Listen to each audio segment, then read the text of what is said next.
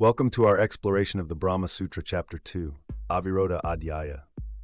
The Brahma Sutra, also known as the Vedanta Sutra, is a foundational text of Hindu philosophy that systematically explores the nature of Brahman, the ultimate reality.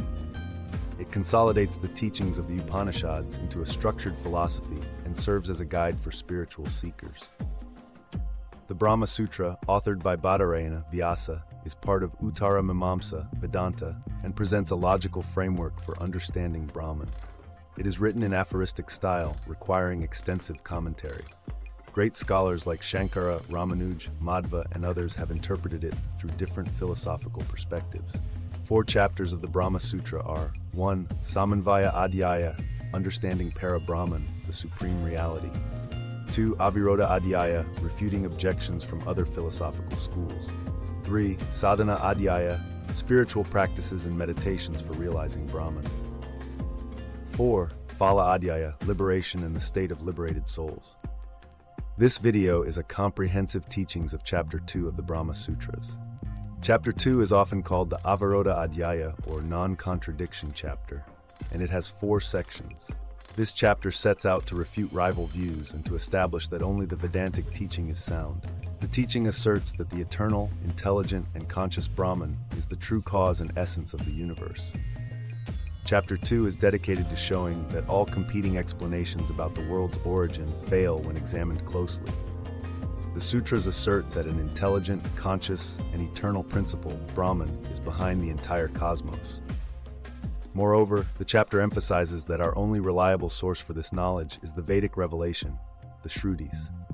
The chapter argues that our limited senses or reasoning are not reliable sources for understanding Brahman. Section 1. Refuting Rival Doctrines.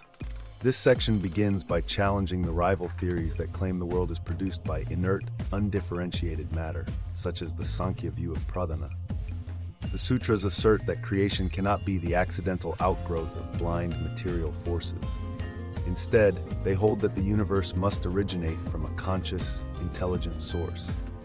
In other words, the order and purpose observed in nature indicate that there is an underlying principle that wills and sustains the cosmos. This principle is none other than Brahman, who is characterized by omniscience and omnipotence. The chapter further emphasizes that material causes lack the capacity for design or purpose. In the natural world, even the most seemingly random occurrences are part of a greater, coordinated order. Since inert matter is incapable of such deliberate organization, the alternative must be a living, conscious force. This argument is intended to dismantle any view that reduces the creative process to mere physical interaction among particles. The sutras thereby refute the notion that the world could have arisen from mere chance or inert substance. Scriptural authority plays a central role in this refutation. The sutras stress that only the Vedic scriptures, Shruti, reliably reveal the nature of Brahman. Because Brahman is beyond ordinary sensory experience and simple reasoning, its true character can be known only through the revelation contained in these ancient texts. By pointing to the Vedas, the sutras establish that the highest reality is not a product of material transformation, but is known through an authoritative, transcendent source. From a practical standpoint, this section invites the seeker to observe the complex order in nature. Rather than attributing this order to random material processes, one is encouraged to see it as evidence of a conscious, organizing principle. This shift in perspective not only refutes materialistic theories, but also deepens one's trust in the scriptural testimony that identifies Brahman as the sole, intelligent cause of creation. Section 2. The Limits of Sensory and Inferential Knowledge. In Section 2, the sutras explore the limitations inherent in our ordinary means of knowing. While our senses provide us with data about the physical world, and logical inference allows us to deduce relationships among phenomena, these tools fall short when it comes to comprehending the eternal and formless Brahman. The sutras explain that the nature of Brahman is too subtle and transcendent to be fully captured by sensory experience or by the mind's ordinary reasoning. The teachings make it clear that our senses are designed primarily to perceive objects of change and form. They help us navigate daily life by distinguishing colors, shapes, and sounds, yet they are inherently incapable of apprehending that which is unchanging and infinite. Similarly, the mind, conditioned by time and individual experience, tends to misinterpret transient appearances as ultimate reality. Thus, although inference is useful in everyday matters, it is inadequate when the object of inquiry is the eternal self. Because our natural faculties are limited, the sutras insist that true knowledge of Brahman must be complemented by a higher form of insight. This insight is attained through the Vedic scriptures, including Upanishads, which serve as the infallible source of knowledge. Meditation and self-inquiry, guided by the revealed teachings, enable the seeker to pierce through the veil of sensory distortion and intellectual limitations. In this way, the combination of scriptural study and inner contemplation helps one transcend the inadequacies of the senses and mind. Practically speaking, this section encourages seekers to be patient and to not rely solely on what is immediately visible or logically deduced. It is a call to develop a deeper, more intuitive understanding that integrates the best of reason with the profound wisdom of the Vedas. When one does this, the limitations of ordinary perception give way to the direct experience of the eternal self. Section 3. The manifestation of Brahman in the changing world. Section 3 addresses the apparent paradox between the unchanging nature of Brahman and the ceaseless change observed in the physical world. The sutras teach that while the world seems to consist of a multitude of diverse and dynamic phenomena, such as the elements, celestial bodies, and living beings, this diversity is only a superficial manifestation.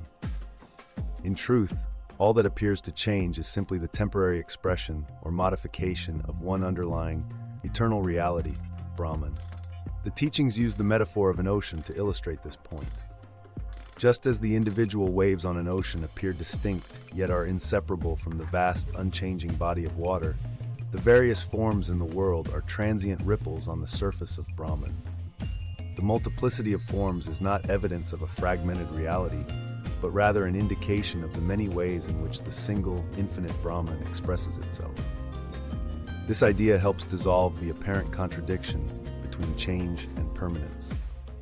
Furthermore, the sutras explain that processes such as creation, preservation, and dissolution occur only within the realm of phenomena. These processes are bound by time and space, and they affect the appearance of the world. However, Brahman itself remains unaffected by these changes because it is not subject to the limitations of material existence. In essence, while the world is in a constant state of flux, Brahman is the stable, unalterable substratum upon which the world appears. This teaching encourages seekers to look beyond the ephemeral details of everyday life. By recognizing that the visible world is merely a transient display of Brahman's infinite power, one can cultivate a sense of inner detachment and stability. This perspective is not only intellectually satisfying, but also practically beneficial, as it helps the mind remain calm and centered amid life's inevitable changes. Section 4. The means of knowing Brahman through the scriptures. Section 4 details the proper methods, pramanas, for acquiring knowledge of Brahman. The sutras emphasize that while logical inference, anumana, is important, it must always be validated by the direct and infallible testimony of the Vedic scriptures. The scriptures provide a framework that corrects any errors arising from mere sensory data or limited reasoning. This section is divided into several topics that address different aspects of knowledge acquisition. One of the key topics, Anumanika Adhikaranam, teaches that inference can guide us toward understanding the eternal truth, but only if it is constantly checked against scriptural revelations.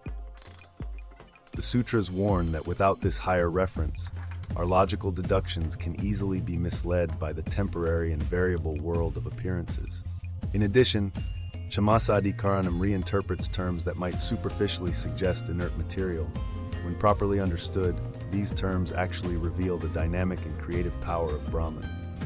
Another topic, Sankhyopasangraha Adhikaranam, reminds us that the lists and enumerations found in the scriptures are not literal descriptions of physical substances, but are symbolic pointers meant to direct our attention to the unified reality underlying all phenomena.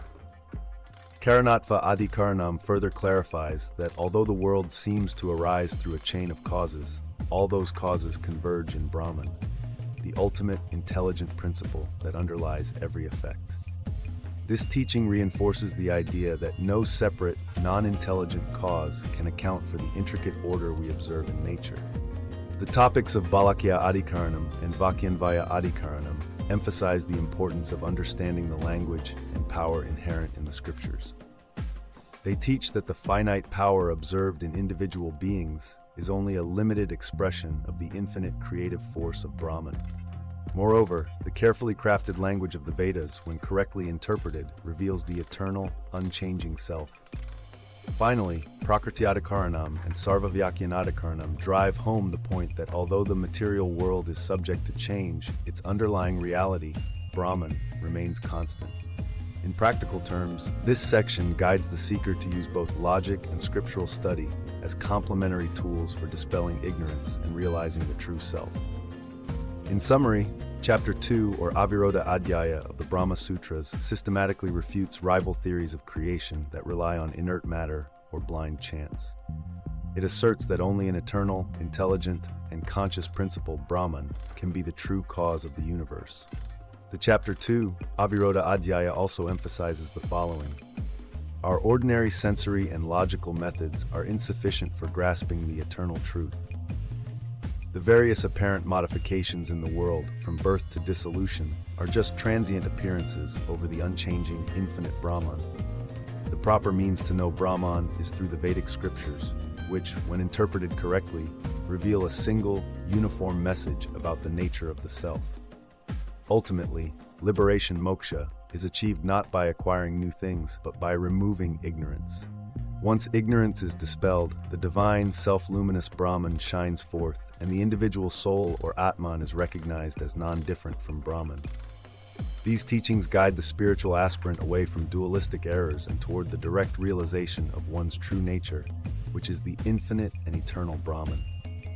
By understanding and practicing these insights, you learn to move beyond the transient world and its limitations, ultimately attaining lasting freedom and inner peace. Please like this video, subscribe or follow this channel, and share the timeless wisdom with the world. Om Tat Sat.